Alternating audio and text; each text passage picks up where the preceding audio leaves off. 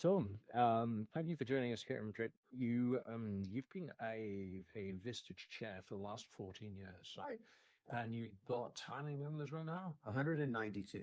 100 and big practice members. Okay, amazing. That's tremendous. Now, what's the biggest takeaway any member of your groups actually address? It's funny. It starts with there are three things. The first is the surprise factor. They don't know what they don't know.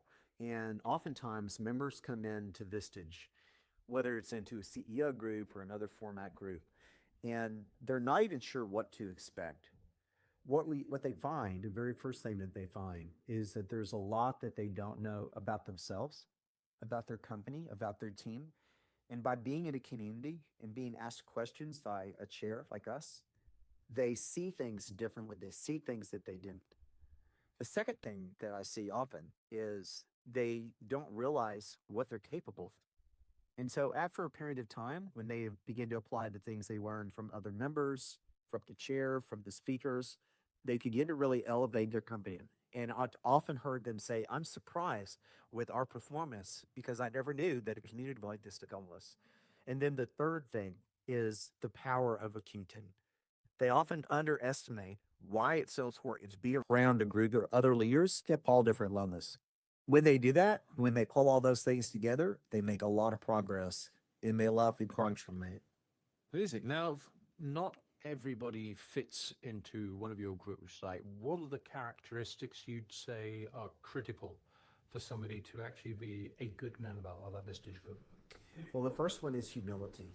Um, the trait that Jim Collins says is the most common trait for great leaders is humility. And so, when selecting members, when chatting with folks that are interested, the very first thing I look for is exactly that. Are they feeling unsatisfied with themselves, or do they see themselves as knowing everything and having everything? Those people don't get much out of the key. But when people recognize that I have a lot of room to grow, I have a lot more that I can do and improve on, then that's the first trait that I think is really important. The second one is a willingness to learn and really an eagerness to learn, an eagerness to listen, an eagerness to participate in a group and be a high performing member. And when you lean in, really jump into knowing everything that we don't been and being open to learning, you grow very quickly. And that's really what I see for members after about the first 6 months to a year is when then became CEO.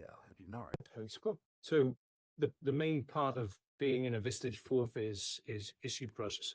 And you put a folder above attaching a valuation to issue processing. You actually explain how this works and what kind of valuations you're looking at the Sure. So inside a company, and of course it depends on the size of company, we all have issues. We all have problems to solve or decisions to make.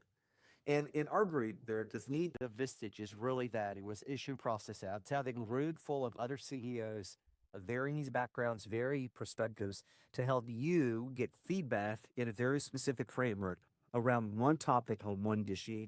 We take that issue and I challenge that nerver to think about what is the value with that issue? Beauty, what is the impact? They can solve this issue well. If you attack it with the information that you get and suggestions from the group and you resolve it, what is it gaining it? Was it gain incremental revenue? Does it improve retention? Does it improve product productivity, the pass through? There also is the mitigating the risk. So what is it capture and keep away? So lost productivity or losing people turnover, things like that. So there's no real formula, if you will. It's more than thinking over the next 12 to 18 months, if we help you solve this issue well, what's the dollar value impact? And for many companies, it's $1 million to 5, 10, $20 million impact.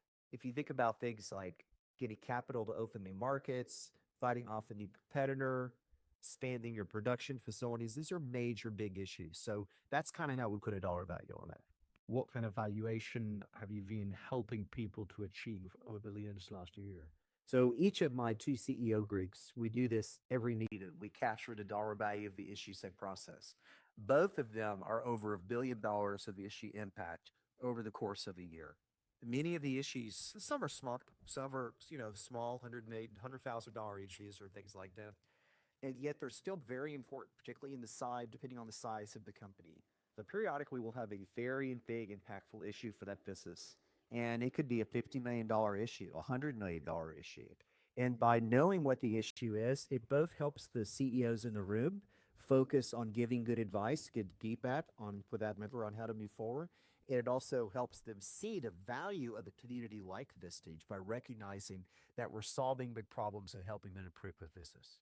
One an factor to a successful Vistage group, which is the core factor. The core factor is very simple. It is great groups, high performing groups are made up of high performing members. And if you are bringing people into your group that aren't able to or don't want to become high performers as part of a group, as part of a team and a community, then they're not going to succeed. Your group largely will struggle. When you bring a group of people together who all want to be high performers and have the capacity and the ability and the desire to do that, you're building a high performing group. And there is so much power in that ref, so much power in the community of this team. What do we do at that level? What is the best trait you have to call a CEO? The best trait, I think it's probably curiosity. I have been curious my whole life, and being able to ask questions today and challenge them in ways that other people will not has been something I've not only really enjoyed doing, but I see a lot of value from them. In many ways, Oliver, we're the only person in their life that's going to ask them these questions. No one else will challenge them in the way that no one else will ask questions that cause them to go, huh, that's a really good question, for to say, that's a great question. When I hear that, it lets me know that I'm asking them questions that no one else will, that are meaningful and impactful for them, that will help them make better decisions and improve their lives in their now. Thank you very much. Thank you. I appreciate it.